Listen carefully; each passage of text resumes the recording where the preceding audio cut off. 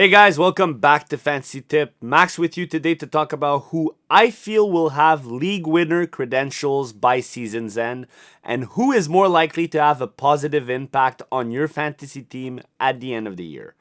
First, if I'm in a standard Cats league or a banger league, I'm hoping to get picks 9 to 12 to draft Brady Kachuk and get an early second round pick. On the return pick, I'm either going to get an elite defenseman or a player who dropped down from the top 12. And from there, you should have a complete and excellent base to start your team. Brady Kachuk, as you guys know, has elite shot and hit volume. He's double position, wins a few faceoffs every game, PP1 option, and I only see him progressing. Kachuk is a sure value league winner in a very difficult area of the draft. When your team is dry and the guys aren't producing offensively, peripherals wins you matchups, and Brady Kachuk is the king of that. Philip Forsberg had his worst season since the COVID year. He was a disgusting minus 27, but still managed 31 goals and 76 points. That's 18 less than the year before. There's a lot to like here. He shoots 3.5 shots per game. He has around 2 hits per game, and I don't think Nashville will be as bad as they were. Josie will be back to lead the PP1. There's a lot of weapons on that team, and Forsberg is the most dangerous. His ADP of 29 is really low, and I have him over at least 7 players before him. To me, he's a buy low candidate in early third round. He hasn't missed a game in over 2 years, so the injury concerns are mostly gone. In a healthy season, I expect Forsberg to deliver 45 goals and above a point per game in a season. Tim Stützle had an ADP of 61 last season, and from a Cats League perception, he finished as player 43. He's a point per game player with underrated peripherals. In 2023, he ranked 18th in points leagues. In 2024, he ranked 44th. Last season, he finished in the top 30 point producers in the NHL. He finally gets a little more respect with an ADP of 47, but we've seen what his ceiling is. Every year, pundits, journalists, statisticians don't give him and Ottawa players enough credit, and I think the trend will continue as he will be a top 30 fantasy asset. Definitely has the potential for it.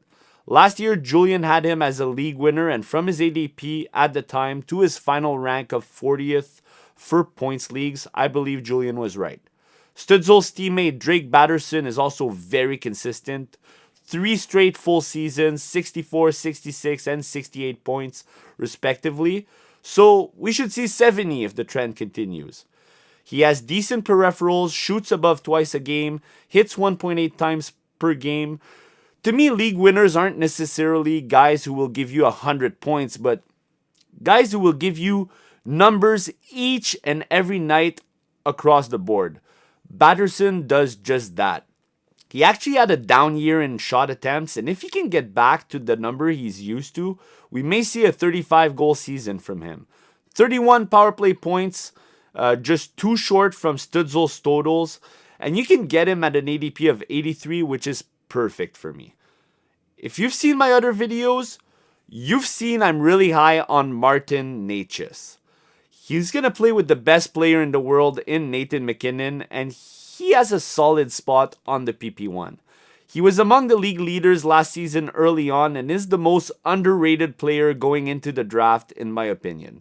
I think he has the highest ceiling in the top 75 to jump the highest from his ADP right now, and at 47, that should say a lot. I'll be fishing for Necas in points leagues as soon as pick 40 hits the board. Next, we have Timo Meier, who was a top 3 round pick last season, and the drop off in ranking is massive. He had a really slow start, but did light it up at the end of the year. 4 goals in the last 5 games, 6 goals, 8 points in the last 10. My gut is telling me he starts the year on the PP1 and goes back to 30 goals at the minimum. 239 shots is elite, and 141 hits is not even close to his career high in a single year. To me, Timo Meier is at a huge discount, and there's a lot of value here around pick 95. Here's a couple of guys who are points league winners only, including Alex Tuch, who had 36 goals for the second time in 3 years. Just a few years ago, he went above a point per game with 79 points in 74. His ADP is slowly getting right, but he's still being undervalued, especially for points leagues. I know he only has one position, and the Sabres are not attractive at all, but surely they have to stop putting Jason Zucker ahead of him on the PP1. I feel like Alex Tuck at his ADP can end up being a league winner. His peripherals are non existent, so this statement is for points league only. Morgan Riley, 21 hits, 137 blocks, and 41 points in 82 games was quite underwhelming. The trend, however, shows that every time he has a bad season, he bounces back with 15 to 25 more points than the bad year that he just had. Ekman Larson is no longer a PP1 defenseman. Toronto doesn't have Mitch Marner anymore. Probably won't go 5 forwards deep on the PP1 unit. Morgan Riley will be the quarterback and has every tool to be more than fantasy relevant. I expect him back above 55 points with at least 20 coming from the power play. He's a great target at his ADP and plays on a top 5 offense in the league. The residual points will be there. Cats League winners. Now we have Moritz Seider, who's been in the league for 4 years already. He's never missed a game and never had under 42 points. He ranks 7th for hits in the past 5 years. And yes, he's only played 4 out of those 5 years. Wait, it gets better.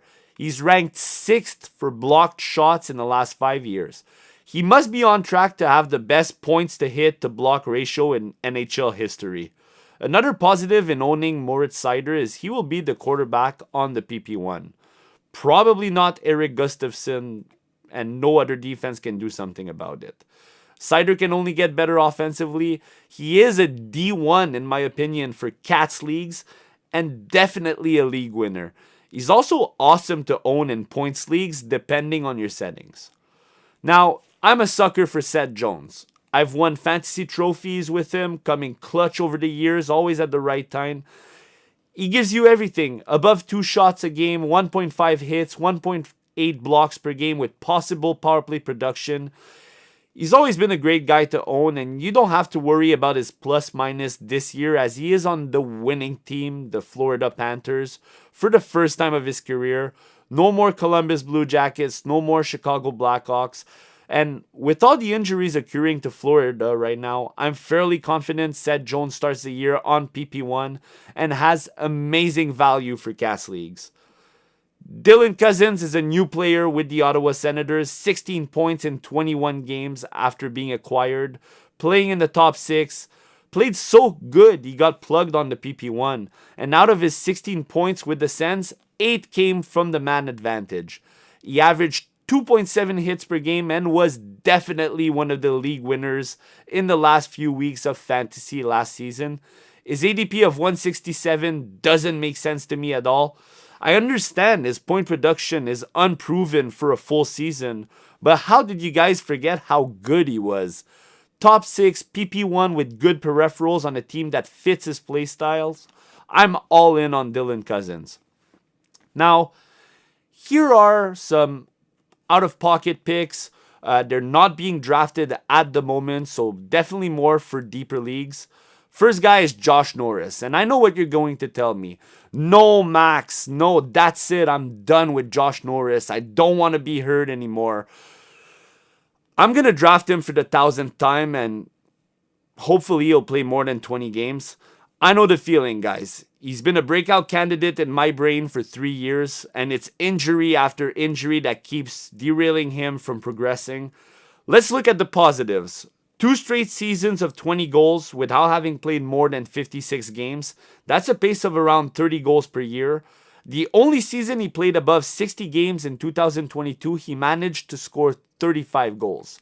This guy has one of the best wristers in the world, not just in the NHL, in the world. He should be the top center going into the year for Buffalo. Top line with Tage Thompson, top power play. At the point or on the face-off dot, doesn't matter. He's an offensive threat who hasn't touched his ceiling yet.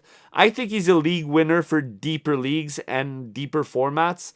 Even if he misses 20-something game from where you get him, he'll be very useful when he's going to be there. Huge value here. Eli Tolvanen is a deeper league gem as well. Almost 1 block per game for a forward. Really good. 1 point every 2 games and 3 hits per game. He won't get much power play time, but in a deep Cats league, you're going to love me for putting you onto him. He'll get residual power plays and residual shorthanded points. Another deep league banger stud, is Jean-Gabriel Pajot, a true Swiss knife player who gets you face-offs, decent hits, and before last season, he averaged 1 block per game. He gets residual PP2 time and points and is one of the best shorthanded players in the league. He had 4 shorthanded points last season and 9 in 2016. He ranks second in the NHL with 20 shorthanded points in the last 5 years, only trailing Scott Laughton. He averages 1 point every 2 games and is extremely reliable. And that's it for today, guys. I really hate the term league winners this early. Today I tried to give you the best options in different tiers of the draft and the players I thought could help you out the most and have the highest chances of exceeding expectations. Hopefully this helps you out. Thank you for watching all the way through. If you like the content, click the like button, subscribe to our channel. It's always appreciated.